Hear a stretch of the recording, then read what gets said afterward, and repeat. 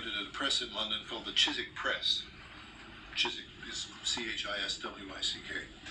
The Chiswick Press was run by a family, by a couple of brothers, who understood good type and who, whenever possible, found better type than this to print their books with and took more time to do them. They often used hand presses.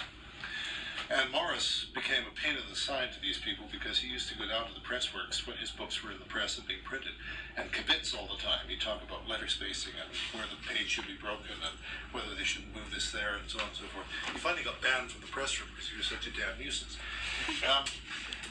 But he nevertheless had an effect on the kind of work the Chiswick Press did. They did listen to him.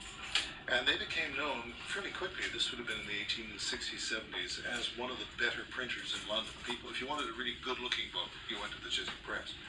If you didn't, you ended up with something that looked like that. Morris was more and more intrigued. He was a calligrapher as well, I mentioned that, did I? He was a calligrapher. He was more and more intrigued by the quality or the lack of quality in the books that he saw, not only his own work, but other people's.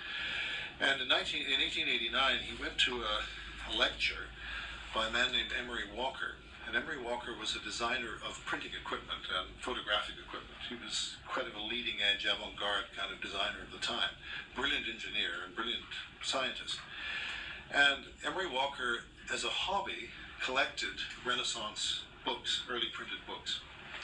And he gave a talk in Hammersmith, section of London. He gave a talk one evening about the typography of Renaissance books, and Morris went along because he was interested in letters and so on.